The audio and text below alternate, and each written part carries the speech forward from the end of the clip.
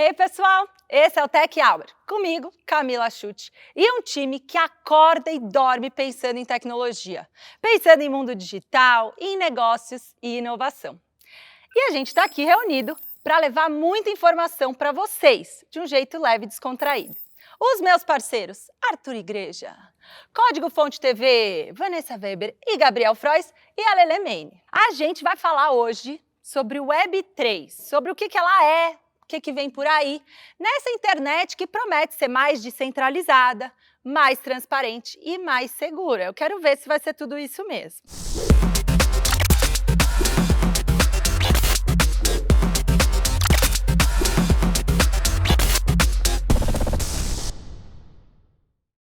Bom, antes da gente entrar nos detalhes da Web3, eu queria situar quem está chegando agora, tá? Na Web 1, lá pelos anos 90 até o começo dos anos 2000, era um período de leitura. Então, a gente baseava praticamente a internet em páginas estáticas com funções básicas de leitura e pesquisa de conteúdo. Na Web 2, e a que a gente vive até hoje, a gente começou a interagir com essas páginas, sabe? A gente começou a produzir conteúdo, a gente começou a comentar, criar verbete em páginas colaborativas, se conectar por redes sociais, a gente passou a interagir de fato e também a entregar os nossos dados. Uma das grandes questões que a gente vive hoje é justamente a falta de transparência no uso desses dados. A gente tem uma falta de segurança no ambiente digital. E uma das grandes promessas da Web3 é ser esse ambiente mais descentralizado, mais transparente e mais seguro. E eu queria saber, Lele, como é que tudo isso vai funcionar? Você já deu uma breve resumida aí pra gente do que a Web3 está propondo para nós, né? Mas basicamente a gente passou ali na Web 1 pelo período de leitura, né? A gente está vivendo agora o momento da escrita e a próxima etapa é a posse, né? De nós, como usuários, termos posse dos nossos dados e daquilo que a gente está entregando. O que a maioria das pessoas não sabem é que as empresas ganham, né? Em cima dos nossos dados. E o que a Web3 vai trazer é justamente essa troca, né? A gente vai passar a ganhar ao compartilhar os nossos dados. E isso acontece porque antes a gente não tinha ali muita opção, né?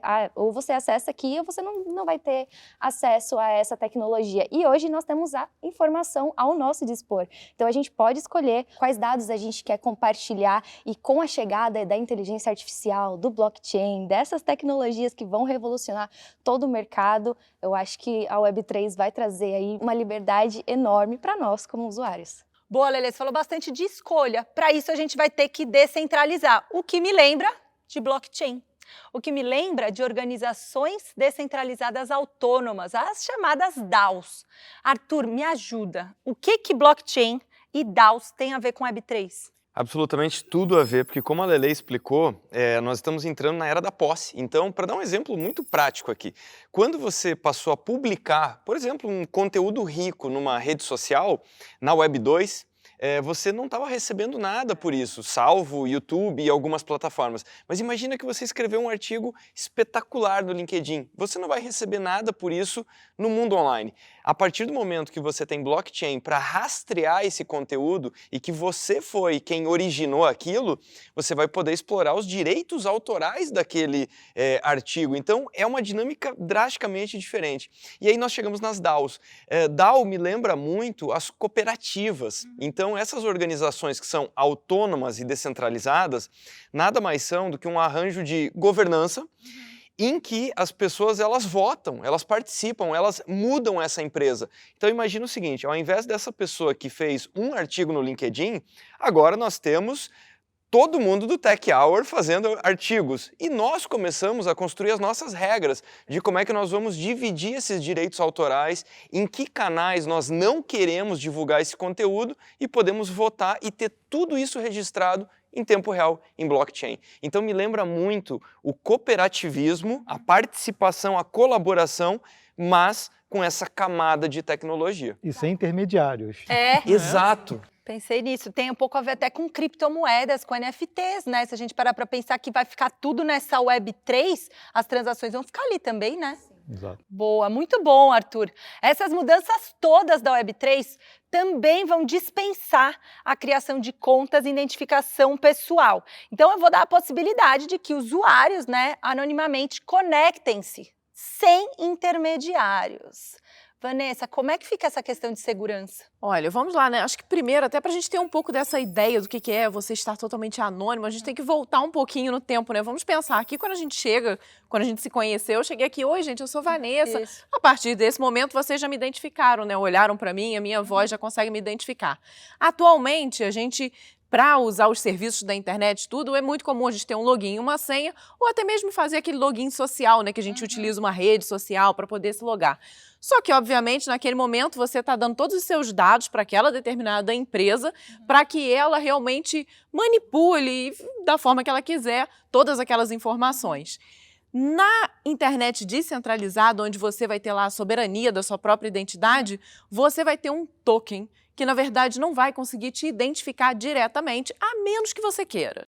Então, isso hoje já acontece, né, quando você tem aí as blockchains. Existe até o caso muito famoso do criador do Bitcoin, que é completamente desconhecido, que só se conhece através do token e que estão esperando ele usar ou não novamente para ver se conseguem descobrir. É um Saber grande se ele tá mistério, vivo se ou ele não. está vivo É. ou não. Mas tudo isso é algo muito novo, né? Então, até para o próprio usuário, é uma coisa incrível, porque eu vou ter ali os meus dados totais, mas também é algo novo que vai acontecer no sentido de ser perigoso. A partir do momento que eu sou responsável pelos meus dados, se eu não conseguir cuidar muito bem daquele token e eu perder aquele token, eu perco acesso a todos os meus criptoativos, a tudo que, né, diz respeito a mim ali na internet. E a partir do momento que você perde esse vínculo, nenhuma outra pessoa vai conseguir restaurar isso para você. Não existe lá o esqueci minha senha, né? Nossa. Então, olha só, Trocar é um de perigo. cara, né? Autenticação biométrica. Como é que eu troco minha cara, troco minha digital? Não dá. Exatamente, não existe. Então, uma vez que você perdeu aquele acesso ao seu token, você Total. simplesmente perde. E isso daí, às vezes, a gente não para pensar, mas até, por exemplo, Deus que me livre e guarde, acontece alguma coisa aqui comigo hoje, se eu tenho tudo através de tokens com criptoativos, como é que os meus filhos vão acessar? Entendeu? Então, até os herdeiros perdem esse direito, não tem como você requisitar ali, esse aqui, a Vanessa era minha mãe. Ah, mas Exato. quem é esse? Esse token aqui, se você não tem acesso... Vai começar a ter herança digital, né, Gabriel? Olha. Pois é. E aí isso é uma dubiedade, né, que a gente tem que aprender a conviver com isso. A gente hoje acabou se acostumando a entregar as nossas informações, mas a gente, tendo a posse dos nossos dados, está na nossa mão escolher que informações é que a gente vai compartilhar. De maneira prática, assim, quando a gente vai, por exemplo, utilizar algum aplicativo dentro da Web 3.0, e não tem só as organizações descentralizadas, mas também os aplicativos também que rodam dentro das blockchains, a gente entrega o nosso token. Essa que é a informação primordial. E esse token, de forma prática, geralmente vem através de um aplicativo ou através de uma extensão no próprio navegador. Tudo que você fizer ali, ele vai ser armazenado no próprio navegador e você não vai compartilhar isso. A única informação que vai é o token.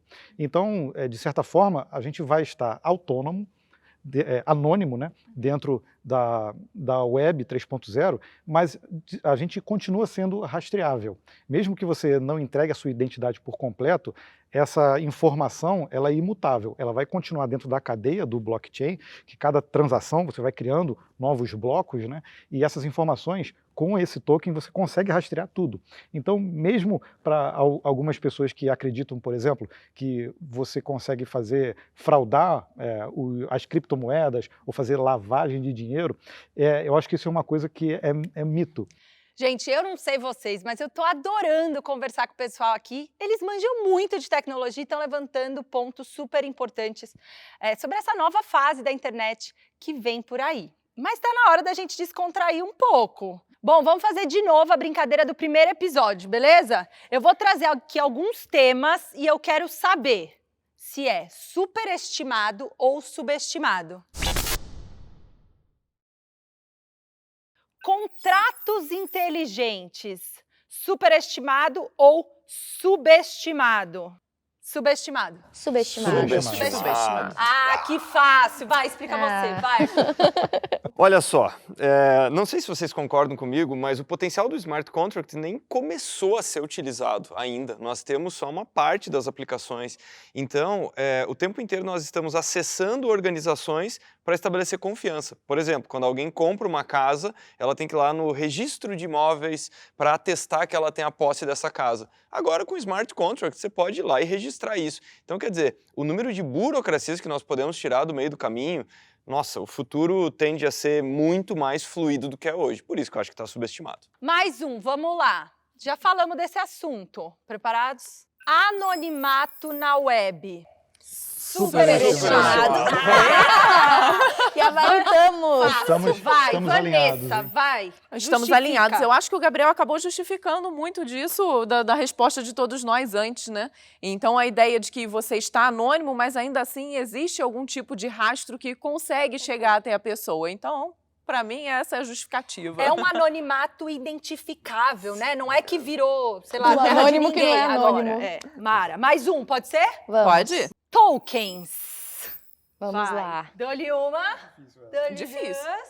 Essa é difícil. 1, 2, 3 e... Subestimado. Superestimado. Tá todo mundo combinando. Lele, vai, justifica pelo grupo que está convergindo, vai. Olha, a minha justificativa é que eu não sei se eu confio em mim para cuidar dos meus dados. Gostei.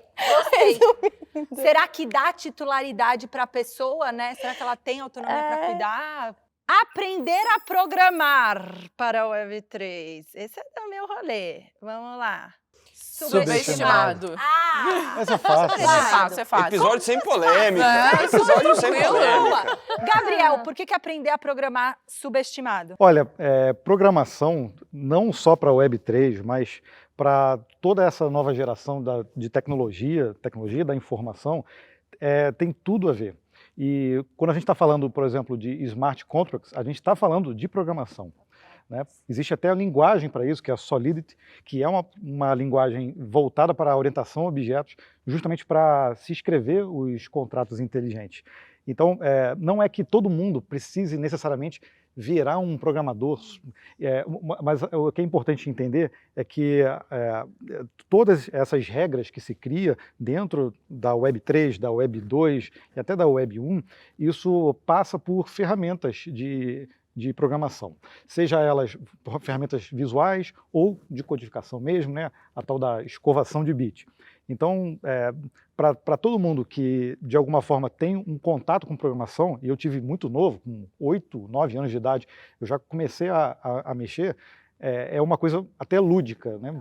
Então, por isso que eu concordo muito que a programação em si, o raciocínio lógico, toda essa estruturação tem que vir até de bem novo, todo mundo novinho ter contato com esse tipo de coisa.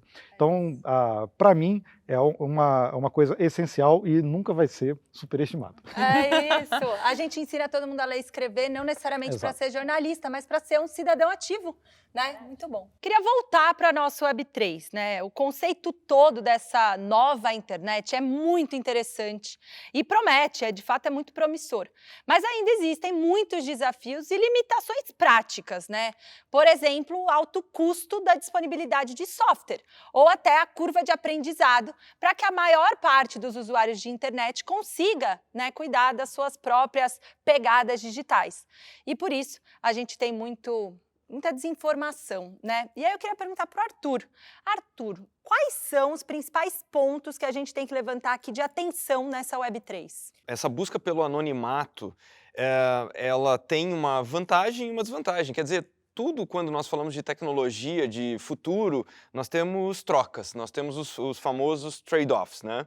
Então, de um lado, o que nós vimos nos últimos anos, que com o auge do anonimato, que são aqueles fóruns absolutamente obscuros, como os chans, aquilo que nós vimos na Deep Web, isso acabou fomentando uma série de eventos, como pessoas que pretendiam realizar atentados e que se encontravam. Então esse é um lado muito obscuro da internet, que no passado, de repente, essa pessoa estava mais solitária, e a internet deu a possibilidade para ela encontrar material, para ela encontrar outras pessoas com essas motivações, né? Então a internet ela funciona incrivelmente para quem quer fazer o bem, mas também para quem tem outros interesses. Então é isso, o anonimato, a descentralização, a privacidade, eles não podem ser enxergados de uma forma ingênua, de que não há um elemento que possa ser negativo. Agora, o que me dá esperança em relação a isso é parar para pensar que esses chans têm alguns milhares de usuários. As redes sociais têm bilhões de usuários. Ou seja, as pessoas que querem usar tudo isso para o bem superam em grande número.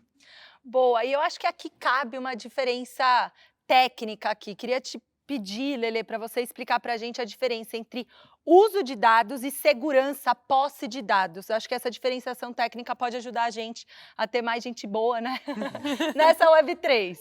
Sim, na verdade, hoje a maioria das empresas já está investindo na segurança, né? Porque geralmente elas têm ali a posse dos nossos dados. Então elas trabalham ali para garantir a segurança. E o uso de dados é o que a gente faz no nosso dia a dia, né? Eu estava até comentando aqui com o Gabriel que a maioria das pessoas nem sabe que gera dados, né? Mas só de você ligar o seu celular, você já está gerando dados. Então, basicamente, a segurança de dados é essa, é o que as empresas precisam proporcionar para nós. E aí que entra nessa questão toda da Web3, né? A gente vai deixar de ter um terceiro tentando ali garantir a segurança dos nossos dados e a gente vai ter que estar ali responsável pela segurança. Então, eu queria te perguntar, Gabriel, já, né, que vocês estavam conversando, me dá a letra aí, porque eu, você e todo mundo, a gente praticamente mora na internet, né? A gente vive na internet. Como é que a gente se prepara, então? Eu acho que no contexto da Web 3.0, uma vez que nós somos donos dos nossos dados e informações, a gente tem que saber como que funciona essa dinâmica de entrega dos dados e como a gente também pode usar ferramentas que auxiliem nesse processo. Uma vez que a gente tenha, por exemplo, uma carteira de criptomoedas e ela só é identificável através de um token, né, uma informação ali que eu tenho a posse, eu tenho que saber como que eu vou cuidar daquilo, uma vez que, vamos supor, que você reinstale o seu computador e você perca aquela extensão que está instalada no seu navegador, isso pode causar um problema. Então, muita gente coloca ali no caderninho ou compartilha isso na nuvem, que aí pode gerar um outro problema. Mas o que é importante saber é que uma vez que a gente tenha a posse dos nossos dados, ou terceirizar isso para outras pessoas, saber de que forma que a gente pode fazer. Então, a educação é essencial. Fundamental, né? Isso. É isso, pessoal. A Web3 está chegando e ainda tem muita coisa para ser debatida, estudada e entendida por nós, usuários, e pelas empresas. Esse Tech Hour fica por aqui. E eu queria te convidar para assistir o próximo episódio. É sobre cibersegurança e está imperdível. E se você não viu os 2 últimos, corre que eles estão disponíveis, pessoal. Até lá!